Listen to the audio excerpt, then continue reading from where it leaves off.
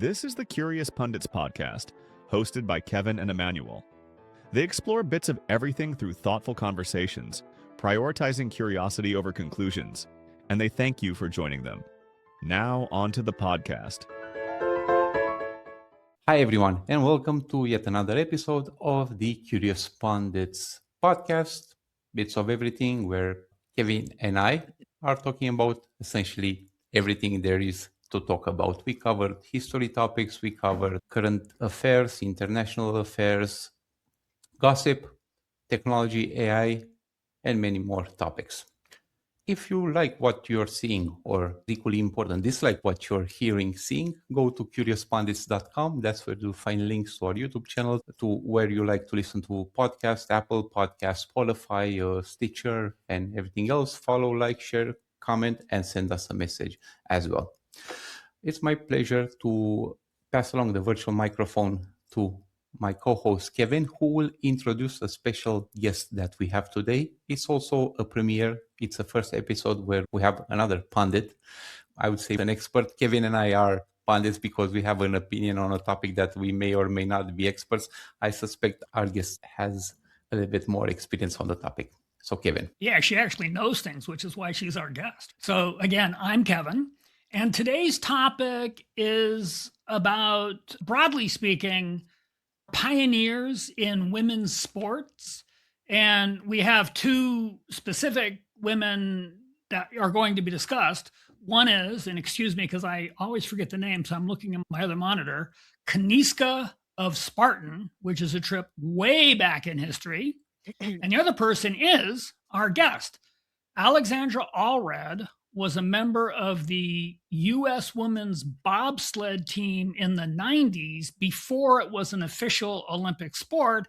And Alexandra, correct me if I'm wrong, but it didn't become an official Olympic sport for another 20 years. Is that right? 1999, they announced that the women would be in the 2002 Olympic Games. Oh, okay. So not as long as I thought, but still a long time. Yeah. And now, over to you, Alexandra. Give us a little rundown of your expertise in this topic. The topic of bobsledding actually came by way of accident. I was sitting on the couch holding my 6-month-old baby, watching ESPN, and I saw bobsledding and thought, man, this is the coolest thing I've ever seen in my life. And I couldn't wait to watch the women, and watched. They never showed. I actually went to the library because there was no internet at that time. And after doing some digging, I found out that women were banned from the sport. And women in the late 1800s would recreationally, of course, but they were sliding in St. Moritz and throughout Europe and even in the US. But somewhere along the line, women were banned from doing any kind of bobsledding, especially anything competitive. And then in 1940, the United States opened up and allowed women to participate in the 1940 Grand Championships in Lake Placid, New York, which is also the home of the U.S. Bobsled Federation. And a woman won. In fact, the granddaughter of Melville Dewey, Catherine Dewey. And 2 days later, she was banned from the sport and stripped of her medals. And that was completely infuriating to me. I began writing all kinds of letters to anybody and everybody attached to the sport in any formal or informal capacity.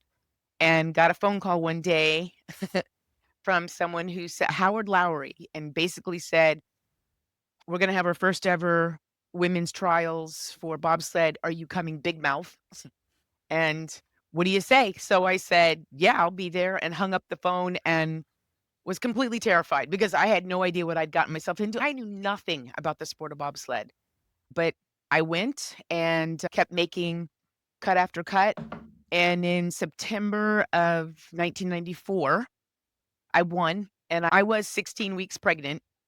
And when I won the first ever women's bobsled team in the United States, history was made at that point. And I will say that more people were interested in the fact that I was pregnant than the first ever women's bobsled team, but whatever makes headlines. Absolutely. For this introduction about your career in bobsledding, but how about yourself? Maybe take 1 to 2 minutes to introduce yourself to our audience as well. Why you are a guest today, not just the part that you already introduced. Okay.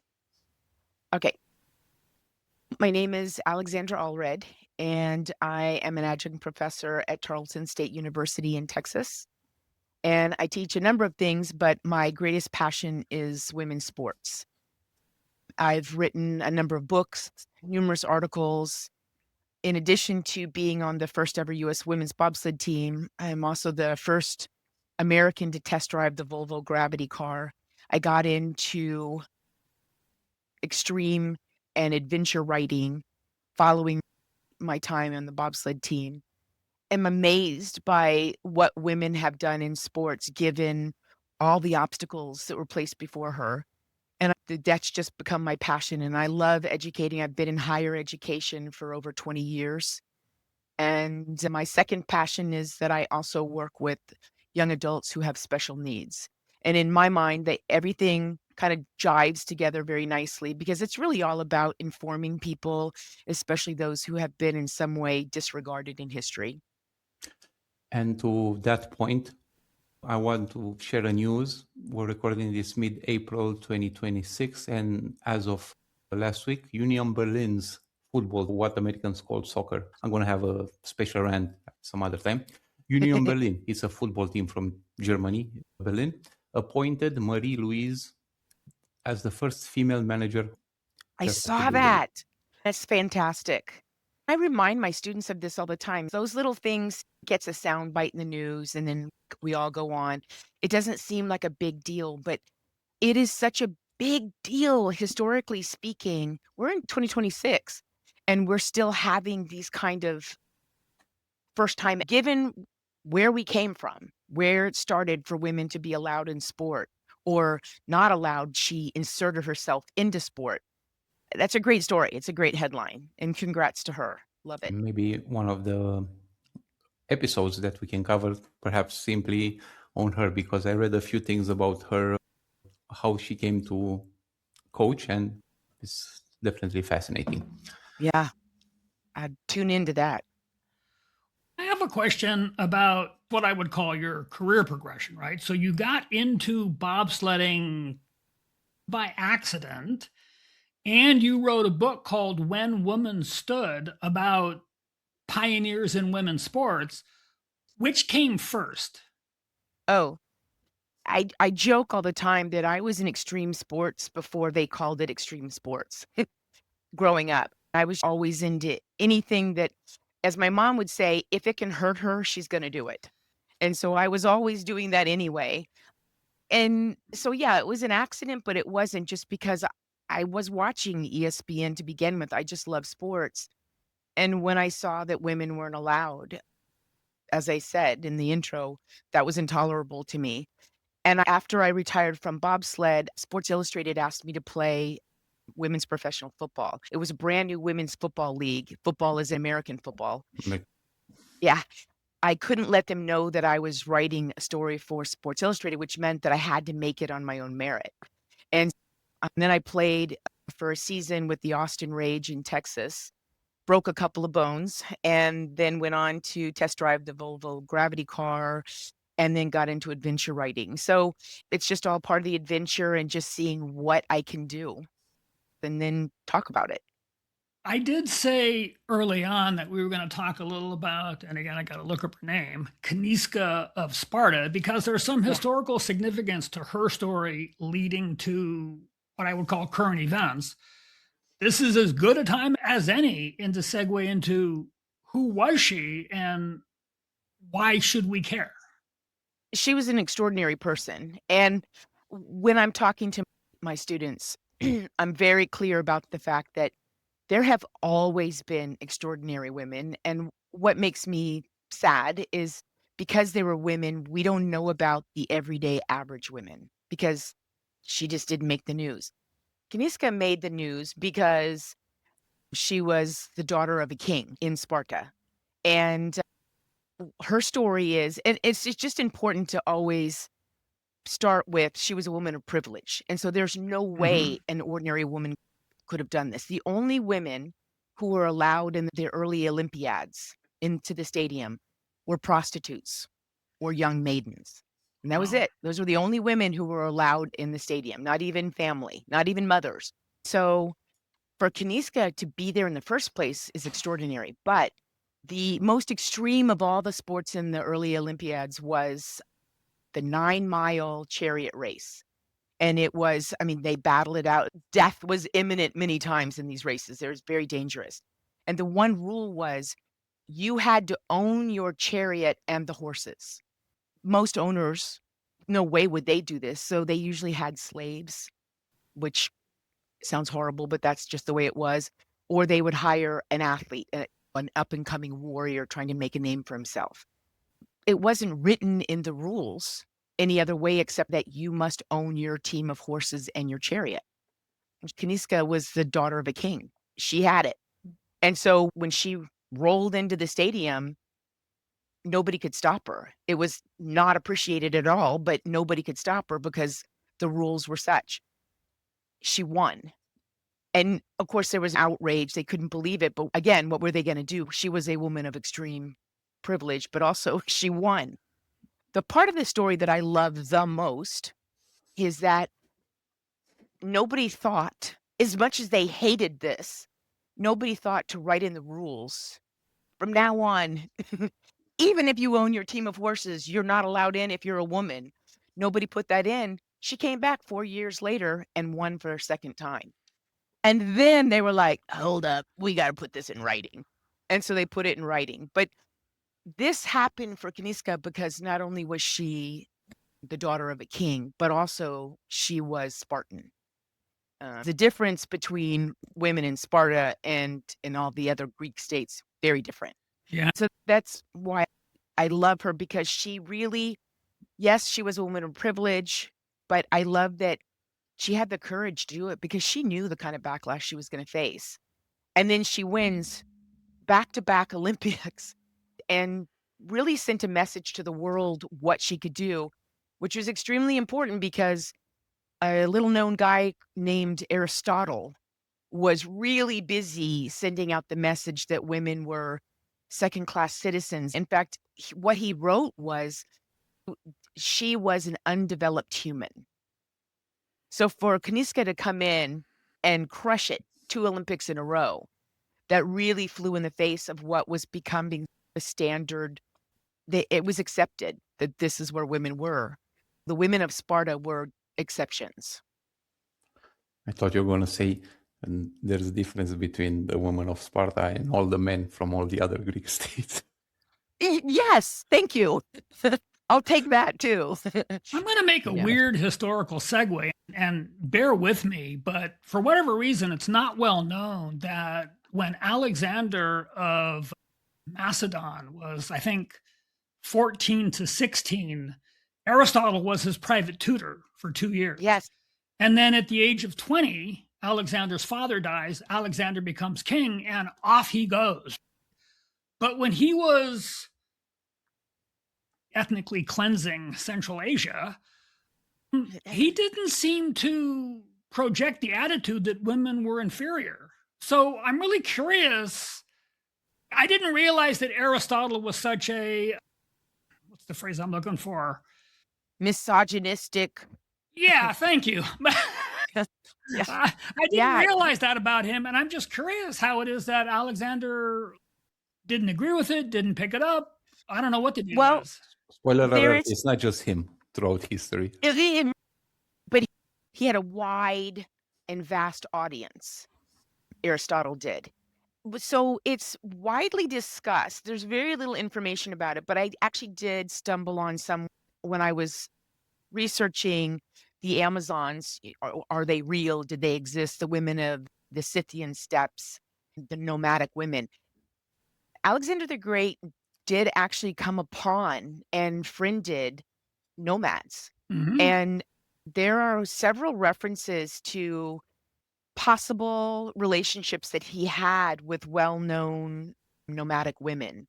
And there's speculation on children that he may have fathered.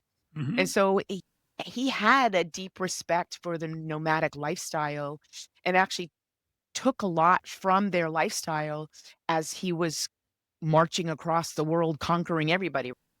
And so it's no coincidence that the women of Sparta had many rights, which surprises a lot of people. Some people kind of gloss it over and romanticize that they had more rights than they actually did. On the surface, the reason that Spartan women had the power they had was it was deeply held that a stronger woman could make a stronger baby, which meant stronger warriors for the state, right? Right. But the nomadic women, they had tattoos, they drank alcohol, they voted, and the men shared in child rearing duties. So very shocking to the ancient Greeks, which is one of the reasons why they downplayed a lot of the contributions that the nomads made. But Alexander the Great appreciated, there's not a lot of writing, but there's a lot of suspicion among historians of what a great impact they had on him. So it's not a surprise that he would respect the women. And in fact, most people don't know this, but it is believed that it was the early Amazon women, the Amazonian women, who invented trousers, who invented pants. So I'm excited Yeah, about I've that. actually heard that story, although Yeah, I forget yeah. where. Women warriors in Central Asia is an ancient tradition, primarily because the method of warfare was based on horsemanship skills and archery. And you weren't advantaged by having increased upper body strength. And there's actually notes that the Romans wrote about how formidable, not necessarily the women were, but how formidable the horseback archers of the Central Asian steppes were. Like apparently they, and I know we're getting way off track and I'll get us back in a minute, right? But they would ride in a horseshoe pattern. But in that horseshoe pattern, the Romans wrote that they could launch 200 arrows a minute and they were incredibly accurate, even if they were facing backwards on a horse that was galloping the other direction. They could still hit a target. And the Yeah. Romans were like, this is weird, right? They had never encountered that before. Yeah, in Homer's Iliad, he writes about the female riders and the Amazon women. And it was the curved bow, which is smaller, more accurate, and could do far more damage. The early nomadic women, the Amazonian women, they invented the curved bow and the trousers, and they were highly skilled because they didn't have this big cumbersome bow, but they could just light a place up. And Homer talks about that. Actually, what triggered that memory was trousers. So the story I heard is that they invented trousers because it decreased chaffing on their thighs. Yes. Yeah. Which is a very practical reason to invent trousers. And then flash forward, women, even in the streets of Paris, it wasn't until 2021 that Paris lawmakers finally eradicated the law that women could not wear pants on the streets of Paris. 2021. So we're in the wrong for. Yeah, it's a Anyway, crazy somehow history. my train of thought is going all over the place, but somehow we need to bring this back to women Sorry. pioneers in sports. And that's my fault because I mentioned Aristotle. So actually, it really does all tie together because Yeah. Kyniska really set off this outrage. And for the longest time in the other Greek states, it was widely held that Sparta was out of control for a Well, they number of were. reasons. But yeah, and for them to allow their women to be able to speak publicly. So people always think that the women of Sparta were allowed to vote. No, they weren't allowed to vote, but they were allowed to hold property. They could be in control of their staff. These are the people of privilege. And they could speak publicly. And even that was really shocking. And that in this time frame is really when Aristotle really doubles down and really starts to spread the message of this is not how proper women behave. And proper women had to be reminded can't have power because they're second-class citizens. And he also wrote that the woman had a childlike brain and is the incomplete human. And so why would you give an incomplete human with a childlike brain any kind of power? And so the ancient Greeks, for example, it became very important even how she dresses. And the topic of women in clothing goes all the way to today. how she dresses. It was about power. And around that same time, there was a group in ancient Greece called, and this was their official title, the Controllers of Women. And the Controllers of Women walked the streets of ancient Greece to make sure that women wore the proper clothing that would tell people in society what their status was. So, for example, a stola was this long tunic, which would tell men, non-relatives, males, that she was either married or a widow, hands off. But then other clothing would let them know that she could be attacked and raped in the streets. She could be beaten. She could be chastised for behaving a certain way that wasn't in her station. So when I go back to Kyniska again, when you understand that was going on, and here she rolls into the Olympiads with her own chariot that she owns and her team of horses and kicks ass 2 Olympics in a row, it's astonishing. Do I mean that it's astonishing because what other woman could possibly do that? No. I believe that there were scores of women around the world that could have done that very thing. But the fact that she did have to use her status so she wouldn't be killed, but she did it. And that was so important to us today. Sounds like a lot of what's going on in even today in our day in different parts of the world. And one example that comes to mind is Iran, when we see the enforcement of certain rules, especially against women. And we have this case that's going on. I haven't been following it, but I know of its existence, where a female football player asked for asylum in Australia, and now she's back, but it's still some big controversy. And obviously, being a woman in certain places is, you're always threatened with that you could lose your life, or even worse, if I might say that. If you have Yeah. any thoughts or ideas on this topic, anyone share?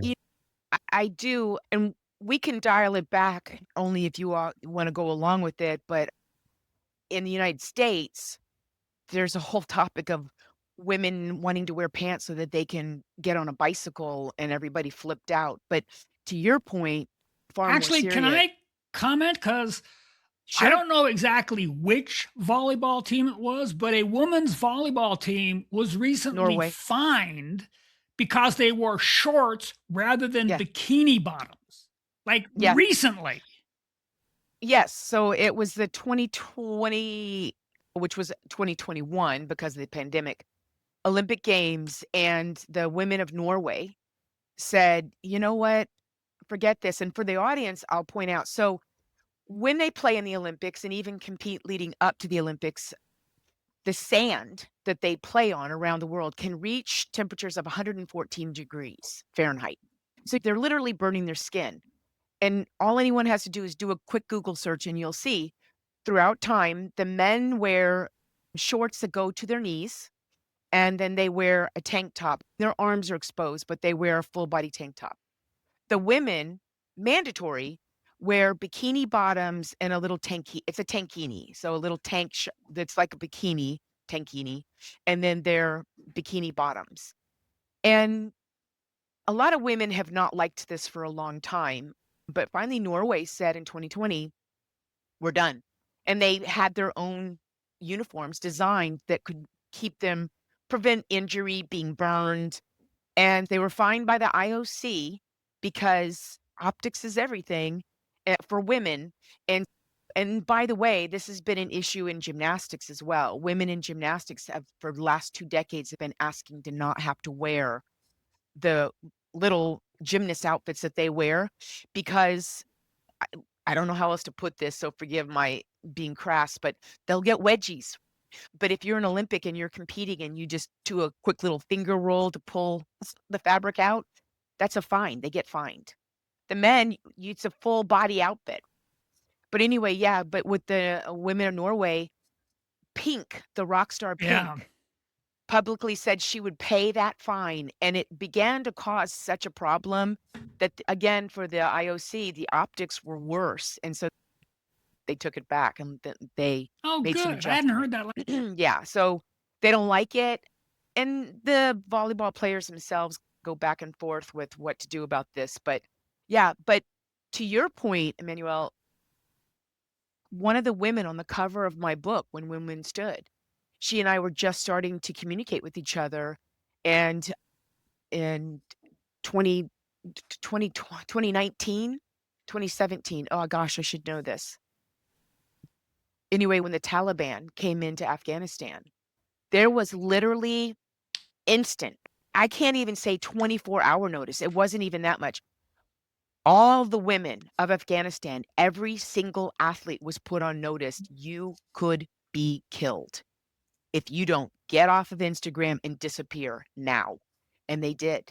And some fled and they were able to flee, but others have just literally disappeared from volleyball, wrestling, soccer/football, fencing. These women athletes who are finally making great strides on the Olympic platform so the world could see them wearing a hijab, a clothing that is very meaningful to them, and maybe the rest of the Western world could get an education about this.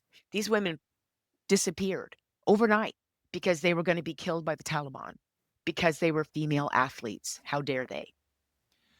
I have what I hope is not a weird take on the concept of social norms in general, but within the context of social norms for women in Iran. And it really has to do with how seemingly random and arbitrary social norms are. So every society, every country, every economy has things that they value more than other things. So Right. there's a war on, and apparently the United States and Israel had really poor intelligence as to the state of the Iranian program in ballistic missiles and drones. And apparently Iran is holding their own because they've been working on a ballistic missile and drone program for decades. So apparently in Iran over the last 30, 35 years, if your interest was STEM, they supported you because it fed into one of their priorities. If your interest was sports, they squashed you because they saw that as irrelevant to whatever. There's more PhD mathematicians, scientists, engineers per capita in Iran than there is in what we call the West because it's important to the Iranian state because it supports one of their priorities. Women. Including women, right? So if you're a woman in Iran who wants to be an engineer, you probably feel a degree of freedom. And if you're a woman in Iran who wants to be a soccer player, you probably have exactly the opposite experience. I just find that really interesting. To your point, yeah, they've been very focused on advancing the country in terms of power, weapons, education. And even then, females in academia, it's a hit or miss. It depends on, and this has everything to do with your status. So we go all the way back to Kyniska again. So not just any woman can decide that she's going to go to the university and get her PhD. It's going to be women of notoriety who have that distinction. But yeah, and then everyday women, whether she's an athlete or not, they really bear the brunt of everything hard in the country. Even when you watch the Palestinians, when you watch the food drops or in any kind of aid that comes out, next time you see a shot like that, look for the women. You don't see them. It's the boys and men who run out and get everything. And the women are just virtually, you just don't see them. When there's protests, look for the women. I do. I always look, and you just don't see them in certain countries because it's too dangerous for them to do this, and they know that. We have a long way to go, the world. Oh, for yeah. sure. Yeah. There's no argument there. Looking at constructing the future is important to understand the past. So going back to Kyniska, her role in shaping what, not necessarily modern, but progress. Well, and I'll tell you a bobsled story so we can jump ahead for a second, because this is a long-held belief that I hold it very personally. I've seen it in action, but I've also read throughout history. When you look at world economics, it's not a surprise that the countries that hold their women back are the poorest. They suffer the most. And so the lesson here is when we raise up all of our citizens, the whole country is raised up. I don't care where the country is. When you raise up all your citizens, the whole country goes up. So from my experience in bobsled, I make the team. I'm getting the medal put over my neck, and the director of the then Bobsled Federation says to me as he's putting the gold medal around my neck, "You know this means nothing, right?" Which was such a shocking statement. And so I waited until we got all the way back to the Olympic Training Center, and when all the women were together, I told them, what was said. And one of the men was around, and he came over and he was like, "Yeah, if you think you guys are getting our money, this is one of the most expensive sports in the world. We need all the money that we can get, and we don't have enough money as it is. We're not sharing." And they meant that. This is one of the reasons that I feel so passionate about driving women in sports forward. So what happened is, imagine it's one of the most dangerous sports in the world. We had no coach, we had no uniforms, we had no sleds, and it's really hard to learn to bobsled when you don't have a sled. I'm just saying.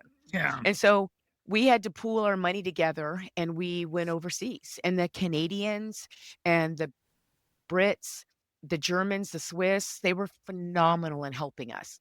There was a reason, because these women had already been allowed to slide in their countries. They weren't a team, but they were being allowed to slide. And there was already this quiet movement of, we got to get women into the Olympics. And it was in it for them to help us. And so from 1994 to literally the Olympic Games, but we'll say from 1994 to 2000, when we competed in World Cups and we competed against each other, off the track, every nation, we all helped each other. We all helped each other. You don't see that in other sports until the Olympic Games. And then it was like, all right, we're set. Now it's every country for herself. But for us, I should share with you all a picture that I have of the first sled that we got in the United States. Someone had spray painted "help me" on it.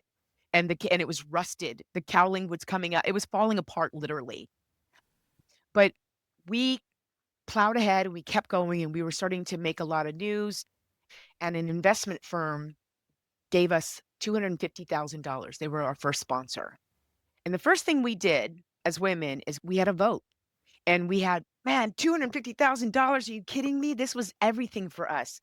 And we took a vote and we shared our money with the men's program. And over the years, I've had students, especially my female athletes, go, "What? They were so terrible to you. They don't deserve that money." But we shared because we thought, if we put this money into the entire program, we'll lift up the whole program respect, right? Mhm. It didn't go quite that smoothly, but to this day, I have mad respect for that team, that 1995 team, who, being treated the way we were treated, shared that.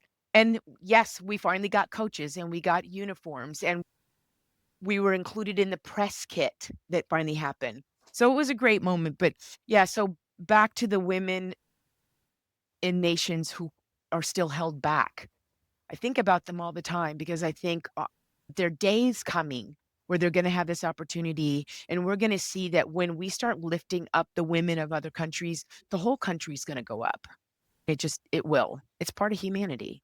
Emmanuel and I did an episode on reading and the significance of literacy. And at the very end, I brought up a quote, and I wish I could remember where I picked it up. But apparently, sociologists have done these studies, and there's been multiple studies. And it turns out there's one thing that a society can do that will increase the economic complexity of the society, increase the material wealth of the society, decrease the birth rate of the society, and decrease the willingness of the political leaders to commit to war casualties. And that one thing is teach girls to read. Yeah. Like, it's that important. Yeah. It is that important, because then that opens up, but also if you're of Aristotle's thinking, that's the last thing you want. The Yeah, last that'd thing be a you want waste to of do. resources. Exactly. And it's dangerous. It's because if you empower girls, they start having pretty bold thoughts, and they want to wear pants and they want to run for political office. So the best thing you can do is hold women in fear and no opportunity for growth. That's the greatest thing you can do. And that's why I say is if we raise everybody up it is absolutely tied to economy, and it's just so important. In my class, it's a favorite story of my students because it's so absurd, it's funny. But in the late 1800s, there was a group of women of prestige, white women in the United States, and they saw that there was this thing called the bicycle, and it was very exciting, and they wanted to be able to get on the bicycle, right? And so it's kind of hard to be on a bicycle when you're crashing all the time. And most people don't realize that dress at that time with the required underlayers and the petticoats, most dresses were about 20 pounds, very heavy. And so there was a movement, this dress reform society by Amelia Bloomer, who that's where the name bloomers come from. And she redesigned a dress so that she could throw a leg over and straddle a bike. And I use the word straddle because with my students, what came from that was the patriarchy was religious leaders and fathers, they were outraged because surely she would be sexually stimulated if she was on this bike. And that was horrifying. And so they got leaders to write letters and put them in the newspaper. And they exclaimed that, and I don't say explained, they exclaimed that this was a very bad woman would want to do such things. When that didn't work and women started trying to get these bloomers and ride bikes, then they came up with the term bicycle face, and they appealed to her vanity. And they said to women, if you ride a bike, the strain of pushing those pedals, you would grimace and you would make a face. Remember when you were little and your mom said, don't cross your eyes because they'll stick that way? This was their version of don't ride a bike because you'll get a bicycle face. And so this was like the terror to stop women from riding a bicycle. But in the end, what it was really about was she might get on her bike and ride 2 neighborhoods over and meet other people, and they lost control. And that is the history of pants for women. Can you It imagine? yeah, can you Uh, imagine? Writing against it, and I'm pretty sure there's some people who wrote PhD thesis on with solid arguments on Oh, why yeah. it is. When Imagine I writing and a that. lot of times when I work out with a friend, I'll look over, "Do I have bicycle face right now?"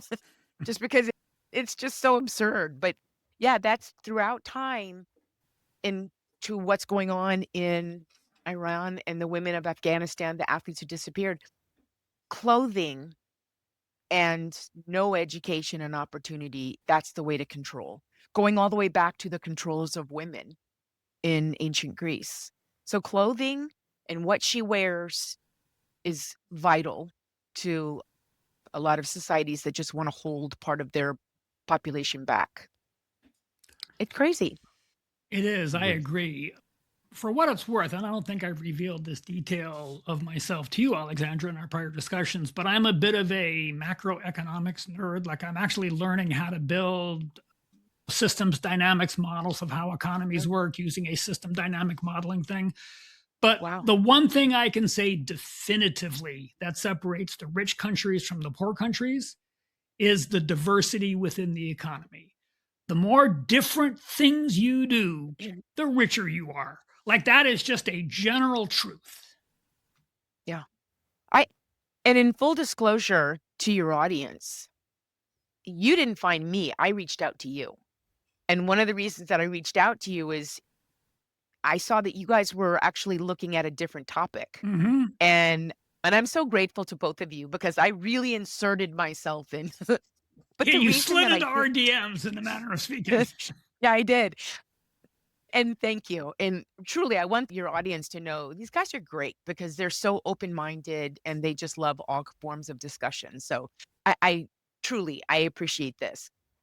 But the reason that I did that was because what you just said, it's so important. And right now, I'm watching in real time rights being pulled back. I've been in higher education for over 20 years. And for the first time ever, I had to defend my own syllabus. And what I'm teaching tomorrow's leaders in wellness and human health and medicine, and I'm having to defend that I want them to know that in 2021, all of our top medical universities in the nation are still using the 149-pound male 159-pound male as a representative of women in medicine. And that's insane. They're still doing that. And in 2021, when they were called out in Congress and saying, you have to start using a female model, you can't just use a smaller male and call that a woman, they said, it's on the student to do that studying on their own. Come on. We all know that going through medical school, they're not going to have the time or energy to do that. And that's why today we still have so many medical issues with women, because we're not fully studied even now. And so, I'm in shock that I'm having to try to defend teaching equal rights for health, for our moms, our grandmothers, our sisters and wives and cousins and neighbors. I'm not doing anything crazy. I'm trying to make sure that we're studied properly. We know now, of course, women have so many heart attacks, but it was always widely misdiagnosed because we don't display the same symptoms as a man. And we wake up during surgeries because we respond differently to anesthesia. There's just the list of medicine it's just crazy. And it's funny, times where last time I checked, biologically, women born were more predominantly around the world than men. I think it's 50 something, and it's projected to be close Yes. to 60 in the next 100 years or so, if not even more. Yes. So, yeah. And there's a movement right now among the Black community, Black women, that they're starting to use doulas and having home births now, because the United States, we lead all Western nations in Black women. The mortality rate of during her pregnancy is outrageous. And it's because the Black women are neglected in medicine, absolutely. But the treatment of Black women, it's astounding. So there's so much work to be done. And we went way off on this time. It's my fault. Yeah, but I'm tying it back to your nod toward reading and education and how it just lifts everybody up. It's weird Thank you. because there's a few very prominent political leaders in the past who got it, most notably Napoleon Bonaparte. But still, in spite of their apparent success in whatever they were doing, this aspect of what they believed to be true was somehow, it fell away from the mythology. Now, I don't understand Napoleon as well as a historian of the Napoleonic era and et cetera, but I've heard that the quote, "The hand that rocks the cradle rules the world," is from him. Yes, and I'm by no means am I an expert, but I've read that before. I'm going to go back to sports for a second. Yeah. And so Mary, Queen of Scots, she was an avid golfer. She loved golf. And in fact, she coined the term caddy. But because she was the queen, she could play golf. But it was almost, I think it was something crazy, like 150 years later was the first time that women could actually play golf.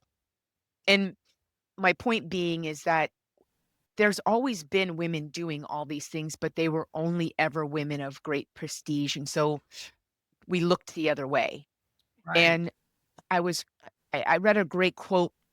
I can't say it verbatim, but basically we owe a lot to Aristotle for being so misogynistic, because he wrote so much crap about women. That's really the first early writings that we have about women. And that's why we know how far back this goes. But to your point, we have an explicit and implicit bias against women that all ties back to patriarchy. And that goes back forever. I mean, I was always told that men were the hunters, women were the gatherers. Not so. Now we know that women were also hunters. It's just that history didn't write it that way. Right. And so really everything that we think we know, and I tell this to my students, it's worth doing some research and going back, because most of the time we're going to find out, if it comes to women or populations that have been disparaged in some way, you're going to find that's not necessarily true, including the people of Iran. What's going on right now in the middle is, how is this happening? And it's because we've used language to diminish some people and lift other people up. And then it's okay if we commit genocide or we attack people, because somehow we've written this new dialogue that's acceptable to us. There's little we can do. One of the things that we can actually do is discuss and bring them Right. up and highlight them and point and educate ourselves as much as we can through books, through shows, through speaking with other people, or watching a podcast such as ours. Yes. At the end of every semester, one of my favorite things to do is the last question on the final exam is I'll ask my students 2 questions. I want their take on everything that they learned in the semester.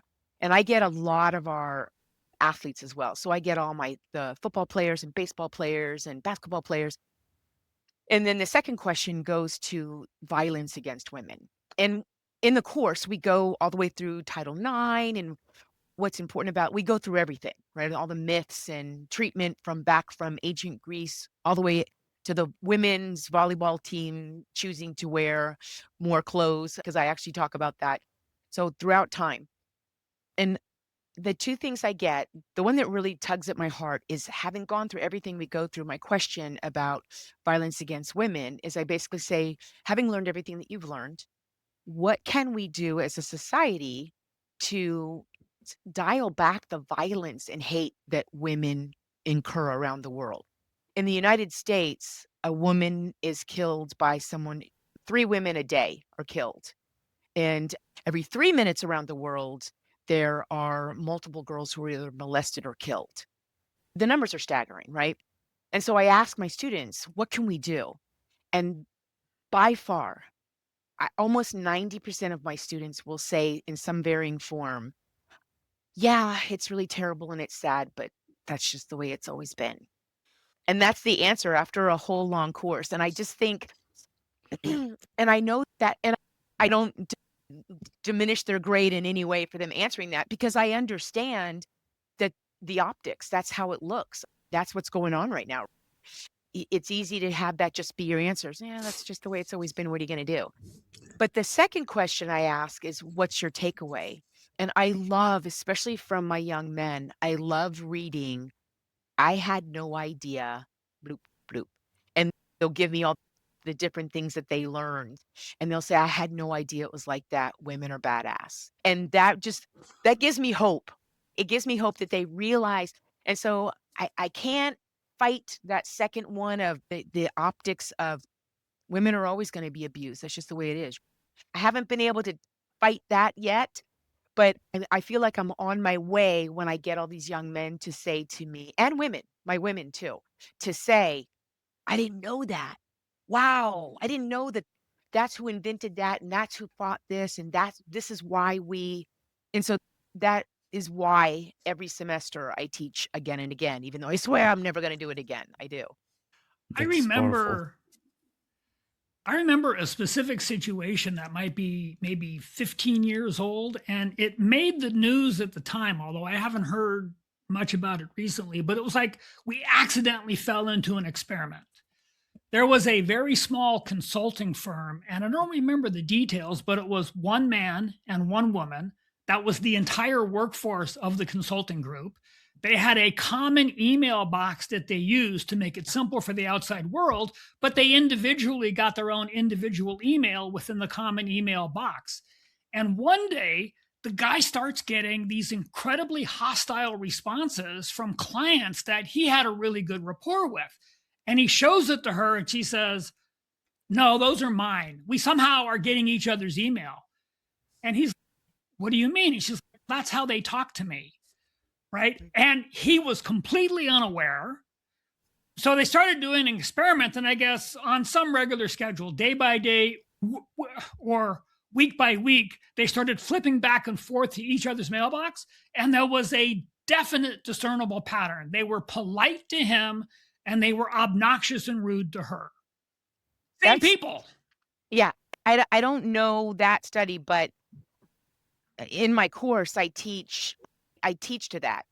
how women are treated by the media and how people are treated in public. There was a vlogger in Great Britain, and this was about, I think it was 2021.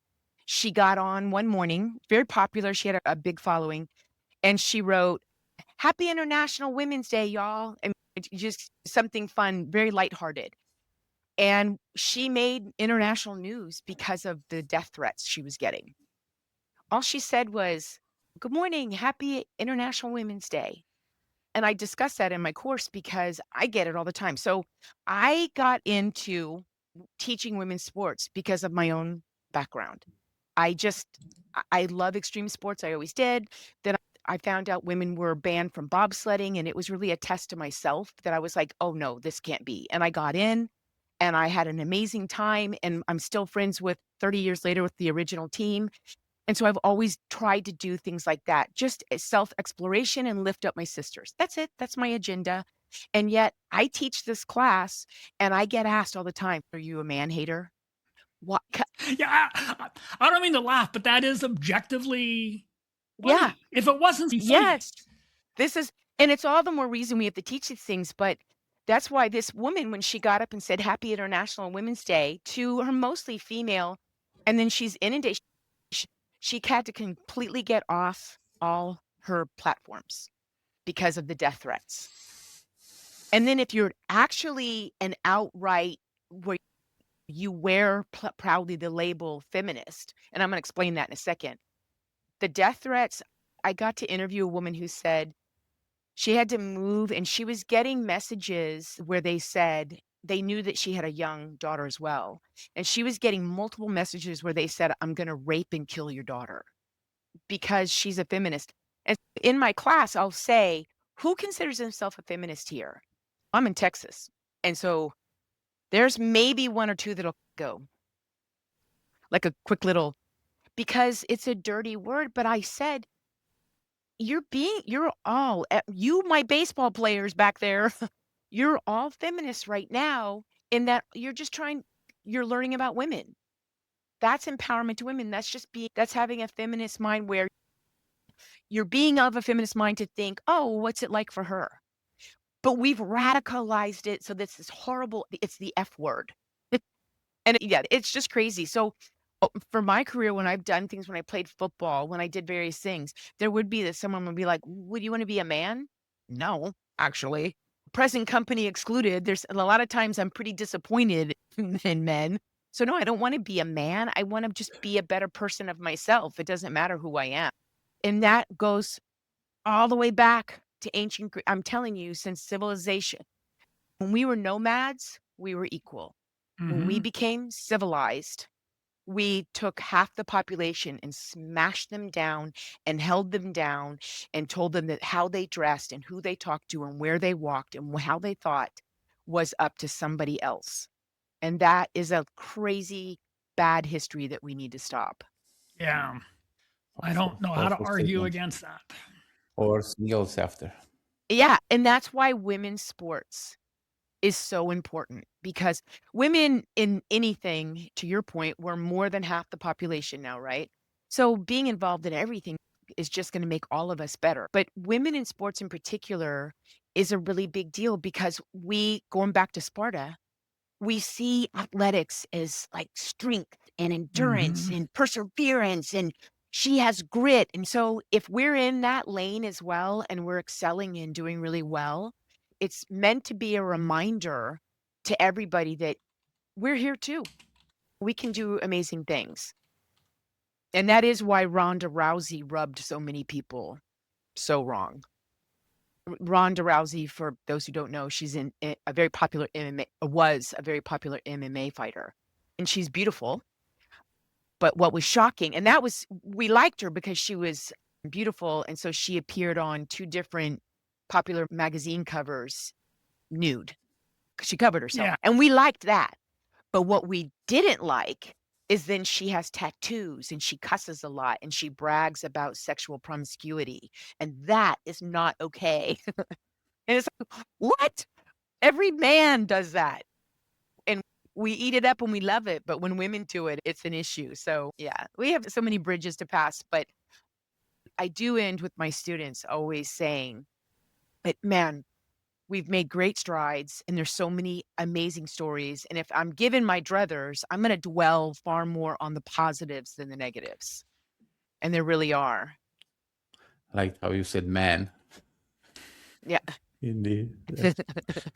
I know. See, it's that implicit, explicit bias. It can't be. Yeah, it's deeply hard to embedded. embed. I was thinking about you in particular about this episode, and I caught myself thinking women were members of two-man bobsled teams. And the fact that my brain defaults to a two-man team, it's Yeah. And we will say it often. A lot of people say two-person, but it's easier to say. So we just say it amongst ourselves. We'll be like, yeah, two-man. And so the men have four-man and two-man in Right. bobsled. And women do the two-person and then the monobob.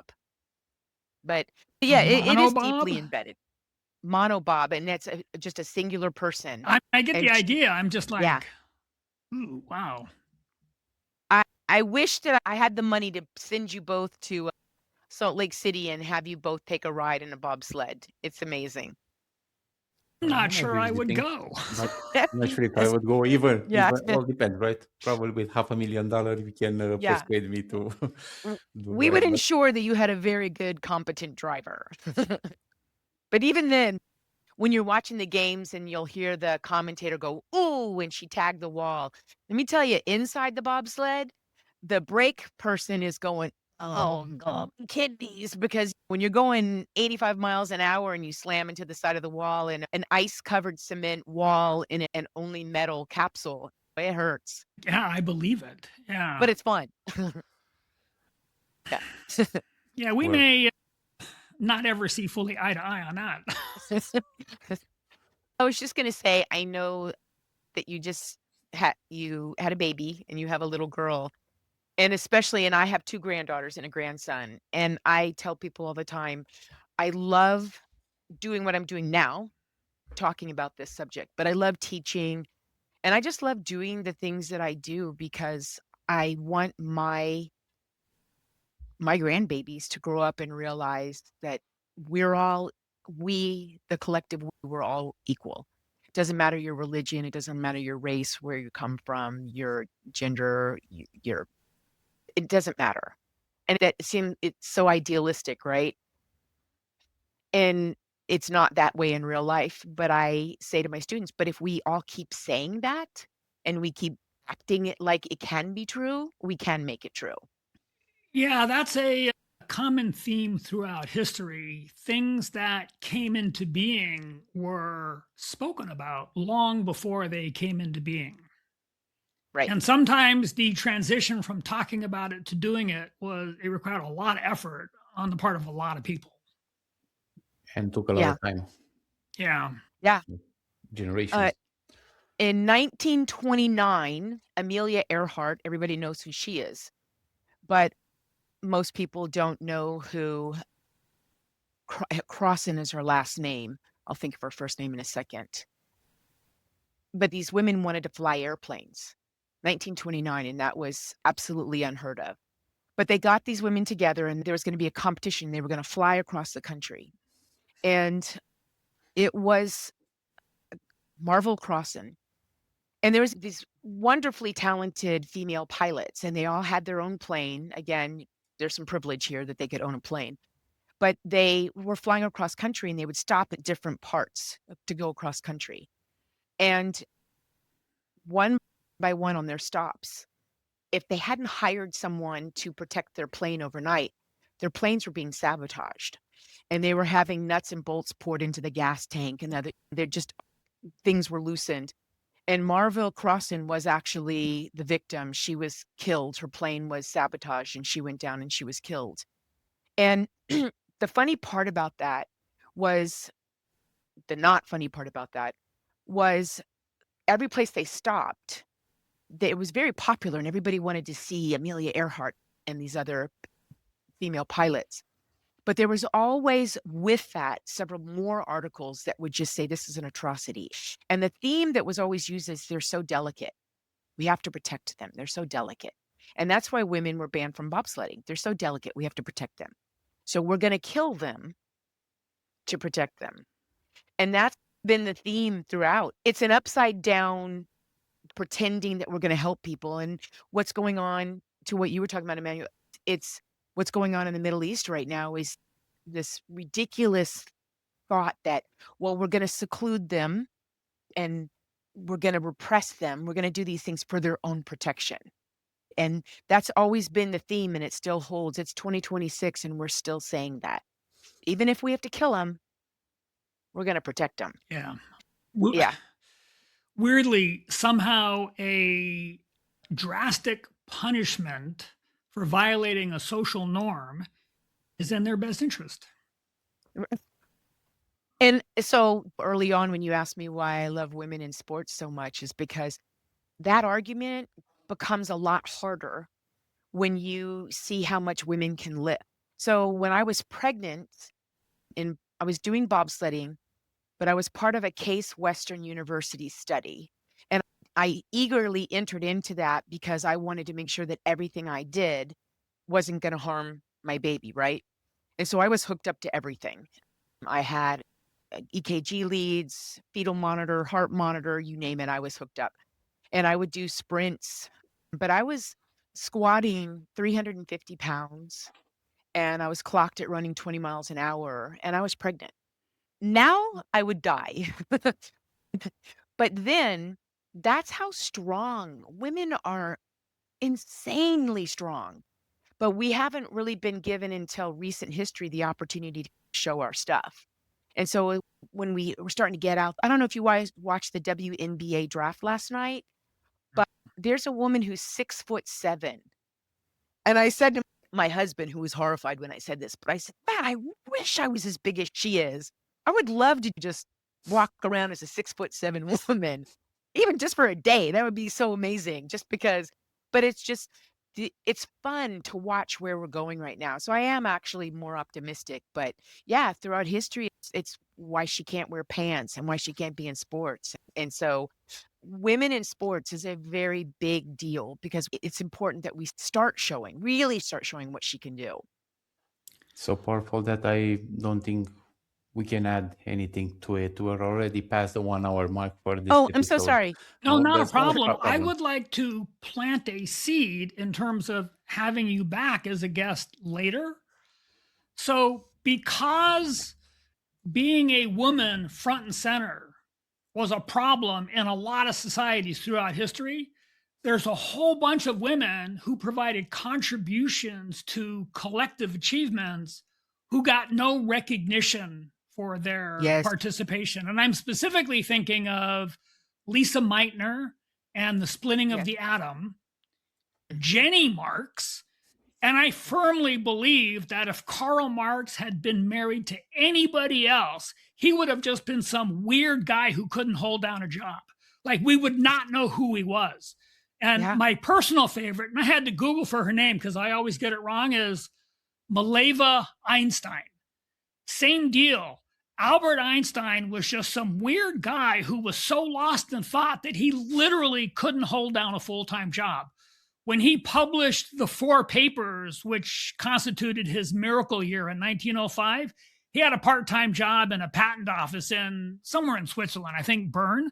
He really couldn't work 8 hours a day because he had too much thinking to do, right? Now, ordinarily, we would think that was super weird, right? But these 3 women contributed to these collective achievements to such an extent that I firmly believe that without them, they probably wouldn't have happened. In fact, everyone expected Albert Einstein to keep laying these scientific and intellectual golden eggs for the rest of his life.